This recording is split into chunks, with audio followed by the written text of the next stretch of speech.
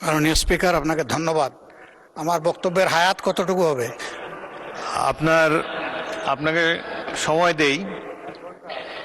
আপনাদের বিরোধী দল থেকে ইতিমধ্যে 56 মিনিট বলেছেন।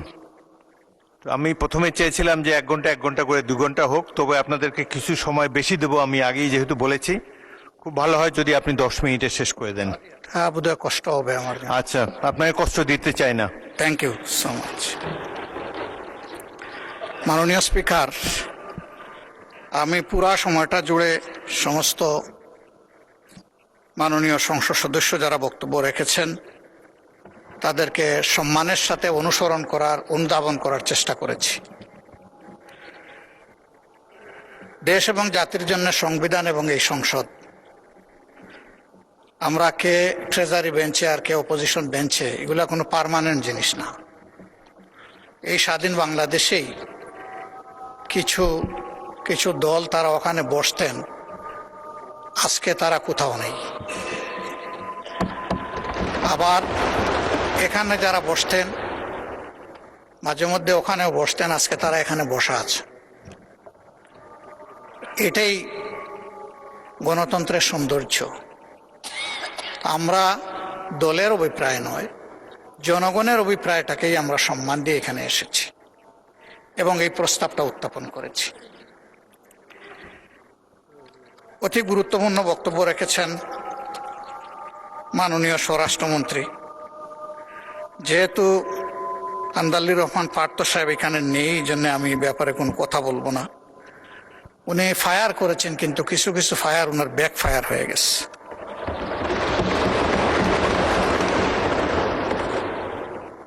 জনাব সালাউদ্দিন আহমদ সাহেব অত্যন্ত বিজ্ঞ লোক। আমি যতদূর জানি তিনি আইনের ছাত্র ছিলেন। আর আমরা ফেসিবাদের আমলে দফায় দফায় সেই আইনের নামেই আমরা ফেসিবাদের ভিকটিম হয়েছি।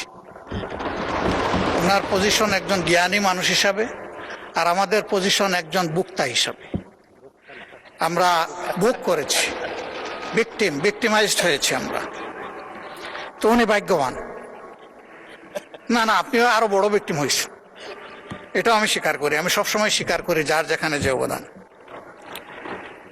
তিনি 73 সালের পরে অর্ডার যে আইন নয় সেইটার উল্লেখ করেছেন, কিন্তু এর পরে বহু অর্ডারও, বহু অধ্যাদেশ, বহু আদেশ আইনের রূপ নিয়েছে। আজকে যদি সেই সমস্ত সম্মানিত ব্যক্তিদের সম্পর্কে কথা বলি, তারা আজকে দুনিয়ায় নেই। অনেককেই আমরা অন্তর থেকে গভীরভাবে শ্রদ্ধা করি, তাদের প্রতি অশ্রদ্ধা হবে। আমি সেই জায়গায় ফিরে যেতে চাই না।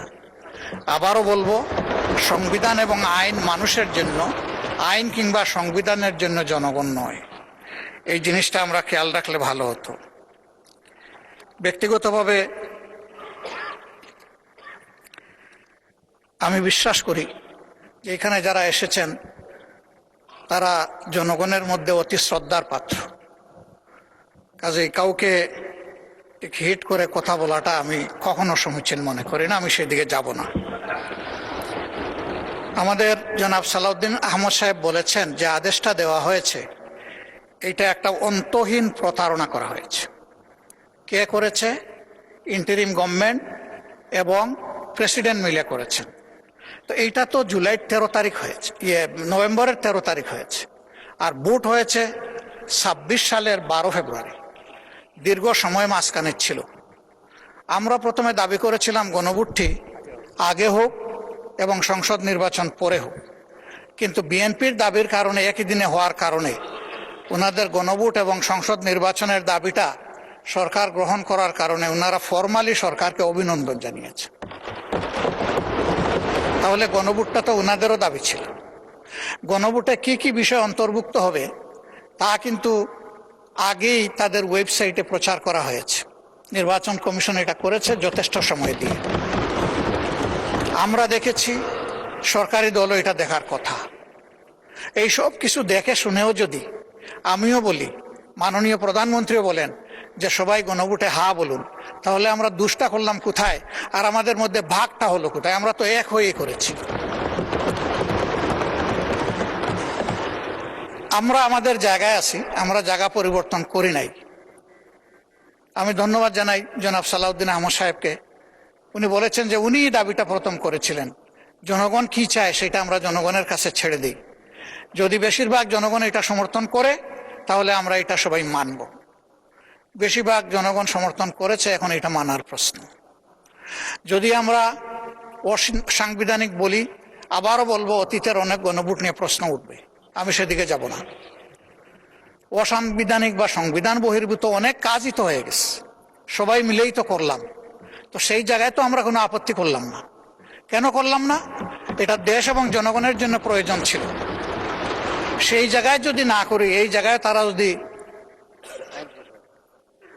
এই সপোর্টটা নিয়ে আজকে এই সংকট তৈরি না করতেন, এখানে এটা আলোচনারই দরকার ছিল না, এই সময় নষ্ট করার দরকার ছিল না। এই মহান পার্লামেন্টের, এই মহান সংসদের এই সময়টা তো আমরা ব্যয় করছি এই কারণে যে ওই কাজটা হয়নি বলে।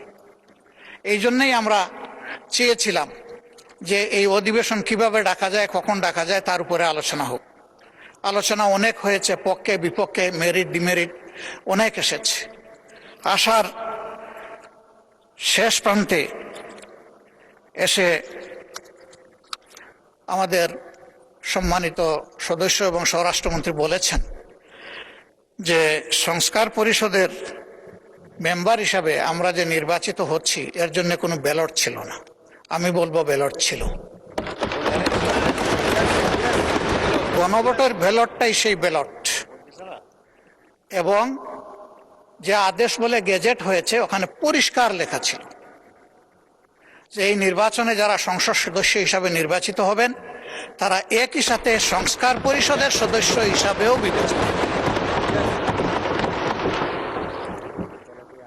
আমি মনে করি যে আজকে তো আমরা একটা ছোট অংশ, বিশাল অংশ জুড়ে ট্রেজারি বেঞ্চ, এবং এখানে অনেক অভিজ্ঞ পার্লামেন্টারিয়ান আছে। আমি ব্যক্তিগতভাবে একেবারেই পার্লামেন্টে একজন শিশু। আজকে এই পার্লামেন্টে আমার বয়স হচ্ছে 4 দিন, 4 দিনের শিশু আমি। তারা তো অভিজ্ঞ, তারা এই বিষয়গুলো আগে নিশ্চয়ই খুঁটে খুঁটে দেখেছেন। আমি নিজে সংস্কার এর জন্য যে ঐকমত্য কমিশন হয়েছিল সেখানে কোনো মেম্বার হিসেবে যোগদানের সৌভাগ্য অর্জন করি নাই, কিন্তু এখানে অনেকে ছিলেন, তাদের হাতেই তো এগুলো ফর্মুলেট হয়েছে, ফর্মুলেট হয়ে আমাদের সবার কাছে, জনগণের কাছে এসেছে। আজকে তারা নিজেদের তৈরি করা জিনিসের সাথে স্ববিরোধিতা করতে পারেন না। এটা মেনে নেওয়াই ছিল মহত্বের লক্ষণ, এবং আমি মনে করি রাষ্ট্র দায়িত্ব হতো তাদের, ভালো হতো। শেষের দিকে এসে সম্মানিত মাননীয় সংসদ সদস্য এবং স্বরাষ্ট্রমন্ত্রী একটা প্রস্তাব দিয়েছে। আজকে পুরা আলোচনাটা হচ্ছে সংস্কারের উপর, সংস্কার পরিষদের উপর, এর সভা আহ্বানের উপর। তিনি যদি ভালো হতো এরকম করে একটা প্রস্তাব দিতেন যে এই সংস্কার নিয়ে যে আলোচনা হলো তাকে একটা জায়গায় পৌঁছানোর জন্য আসুন আমরা একটা বিশেষ কমিটি করি, তাহলে that could be matter of consideration. আমরা এটাকে ইতিবাচকভাবে দেখতে পারি, কারণ আমরা সংকট তৈরির জন্য তো এখানে আসিনি, দেশের মানুষের সংকট নিরসনের জন্য এখানে এসেছি। আমরা প্রথম দিনই মাননীয় স্পিকারকে অভিনন্দন জানাতে গিয়ে বলেছিলাম যে আমরা একটা গঠনমূলক বিরোধী দল হিসাবে এখানে দায়িত্ব পালন করতে চাই। বিরোধিতার খাতিরে কোনো বিরোধিতা নয়, বরঞ্চ যেখানে প্রয়োজন সহযোগিতা আর জাতির অধিকার সংরক্ষণের প্রয়োজনে বিরোধিতা। আমরা আমাদের পজিশনে এখনো আছি। আমরা সরকারি দলকে আন্তরিকভাবে আহ্বান জানাবো যে আসুন, জনগণের বৃহত্তর রায়, যে রায়টা জনগণ দিয়েছে, কত পার্সেন্ট আমি এটাতে আর যাচ্ছি না বারবার, জনগণ গণভোটকে গ্রহণ করে নিয়েছে। আমরাও গ্রহণ করার মাধ্যমে জনগণকে সম্মান করি, তাহলে এই সংসদ সম্মানিত হবে ইনশাআল্লাহ। এই জন অভিপ্রায় এর মধ্য দিয়ে প্রতিফলিত হোক আমাদের সমন্বিত উদ্যোগে। এখানে আলাদা আমরা এক লাইনে, ট্রেজারি বেঞ্চ আরেক লাইনে চলতেই থাকলাম, এটার মাধ্যমে সমাধান কিভাবে হবে এটা আমরা সবাই বুঝি। এই জন্য আমরাও সমাধান চাই, কিন্তু আমরা ন্যায্যতার ভিত্তিতে চাই। যে বিষয়ের উপরে আলোচনা হয়েছে সেই বিষয়ের উপরে একটা কমিটি আপনি যদি উত্তম মনে করেন আপনি করে দিতে পারেন, তবে সেখানে আমাদের আহ্বান থাকবে যে দুই দিক থেকেই সমান সংখ্যক সদস্য নিয়ে যেন ওই কমিটি গঠিত হয়, তাইলে আমরা সেখানে আমাদের মতামত সুন্দরভাবে দিতে পারবো। এখানে সংখ্যাগরিষ্ঠতার ভিত্তিতে যদি কোনো কমিটি গঠন হয়, তাহলে এখন যেমন এখানে ডিবেট হচ্ছে, তখনও সেখানে ডিবেট হবে। যে লাউ সেই কদুতেই থেকে যাবে, অন্য কোনো ফল আমরা এখান থেকে আহরণ করতে পারবো না।